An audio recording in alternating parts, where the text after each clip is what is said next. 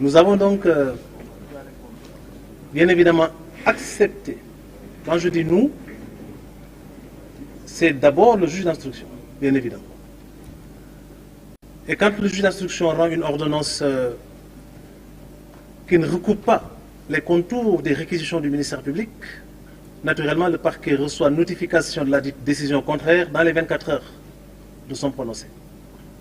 Et la loi nous aménage un délai de recours qui est de 5 jours à compter de cette notification. Si je dis que nous avons accepté de valider cette forme de proposition et que nos juges d'instruction, qui également à longueur de journée passent leur temps dans des cabinets où ils sont sous l'effet de procédures qui malheureusement les dépassent par le nombre, si ces juges ont accepté de valider ces mesures, c'est parce que la loi sénégalaise prévoit, notamment à l'article 140 du Code de procédure pénale, pour ce qui est des détournements, escroqueries et soustraction sur les deniers publics, la possibilité pour toute personne inculpée pour ces chefs d'incrimination de solliciter son habilitation, son éligibilité à cette mesure de libération, pour autant qu'elle aura accepté soit de rembourser parce que les faits sont clairs et reconnus, assumés, soit parce que son état de santé ne lui permet, encore une fois, pas comme on l'a dit tout à l'heure, de faire face aux rigueurs de la détention, même dans un centre hospitalier, ou alors qu'en faisant valoir des contestations suffisamment bien articulées pour pouvoir recouper les contours de contestations sérieuses.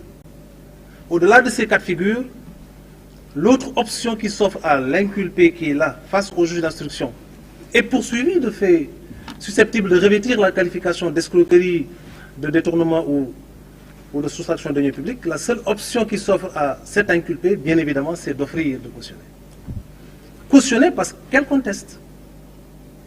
Le cautionnement, la caution, c'est une sûreté, une garantie qui permet au juge de s'assurer qu'en cours de procédure, s'il y a des charges suffisantes pour renvoyer devant une juridiction de jugement, naturellement, il renvoie.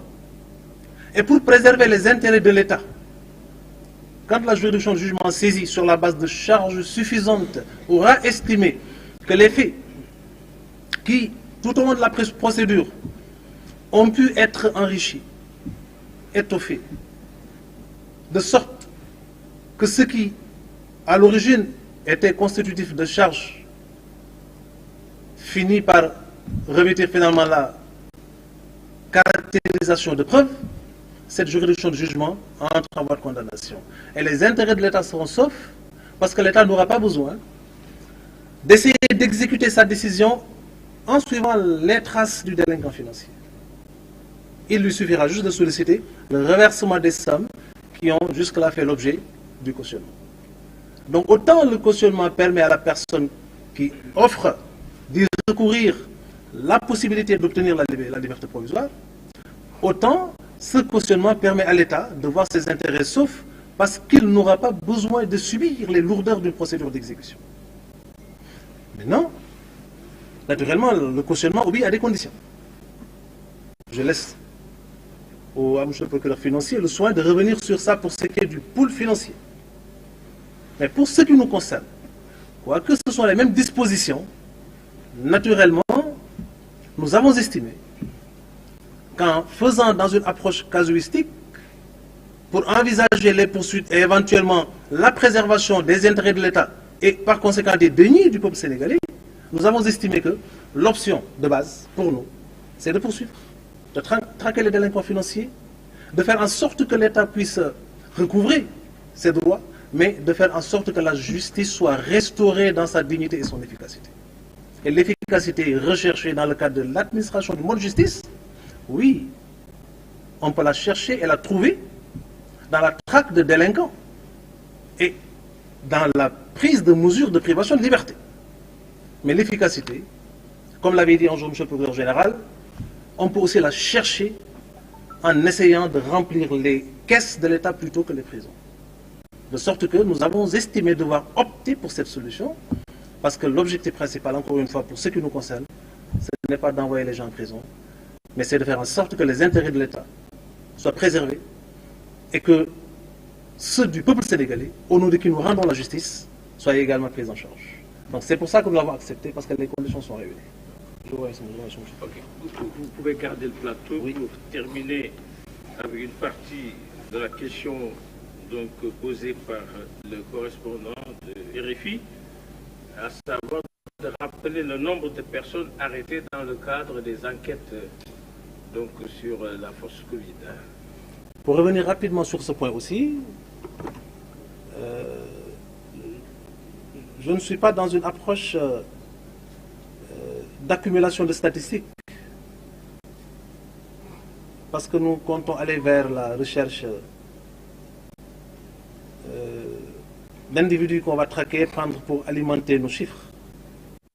Donc le nombre qu'on vous donne, c'est juste parce que ça correspond au nombre de personnes que nous avons, pour le moment, pu identifier, interpeller et bien évidemment confier aux magistrats instructeurs. Les 8 rapports, ou les 8 ministères, pardon, qui sont concernés par les rapports que nous avons reçus et dont nous avons donné la liste tout à l'heure, ces 8 ministères ont été le cadre d'exécution d'actes de prévarication. Vous savez, le parquet peut se permettre ça. On ne peut pas nous le reprocher, parce que le parquet est une autorité de poursuite, qui a le droit de prendre parti, et qui, dans la phase des poursuites, naturellement, dans une approche inquisitoriale, collecte le maximum d'éléments pour asseoir les charges qui lui permettent d'engager les poursuites utilement. Même si, par ailleurs, nous sommes tenus de respecter ce principe de la présomption d'innocence. Et nous l'observerons en tout temps, en tout lieu, en toutes circonstances. Mais d'ores et déjà, comme je vous l'ai dit, si nous avons estimé devoir ordonner l'arrestation, c'est parce que nous estimons qu'il a des charges. Et si nous avons estimé devoir requérir le mandat de dépôt, c'est parce qu'également nous avons estimé qu'il y a eu suffisamment de charges, pouvant non seulement asseoir les poursuites, mais sous-tendre ces réquisitions fermes. Pour le moment, 27 personnes ont été conduites au parquet de Dakar et confiées aux différents juges d'instruction. Les dossiers sont confiés au premier, deuxième, troisième et cinquième cabinet d'instruction. Un dernier dossier est actuellement, ça concerne un ministère, en phase d'investigation, en phase d'exécution de nos instructions au niveau de la division des investigations criminelles. Nous le recevrons demain et on sera certainement à 28 personnes conduites au parquet pour le moment.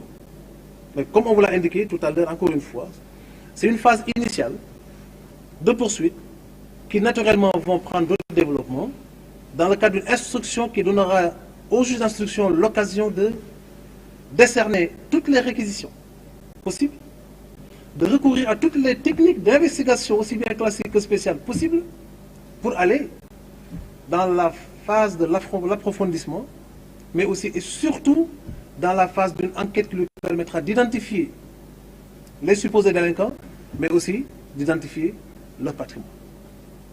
Donc l'enquête est en cours encore une fois. 28 sont là. Ils ont été inculpés. La plupart d'entre elles ont été libérées, je l'ai dit tout à l'heure, parce que l'effet majeur, l'effet principal du cautionnement, même si la libération n'est pas de droit, c'est qu'elle habilite, ce cautionnement-là, la personne qui l'offre ou qui le propose au statut de quelqu'un qui peut estimer pouvoir obtenir la liberté provisoire. Et dans la plupart des cas, pour ne pas dire dans tous les cas, le juge qui valide la demande d'offre de cautionnement accorde la liberté provisoire.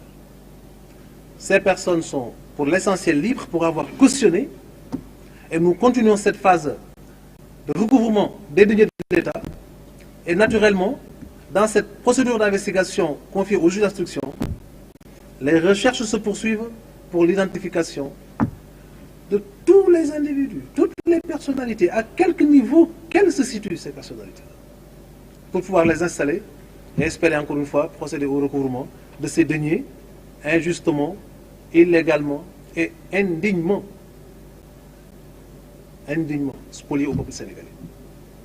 J'espère avoir répondu. Vous avez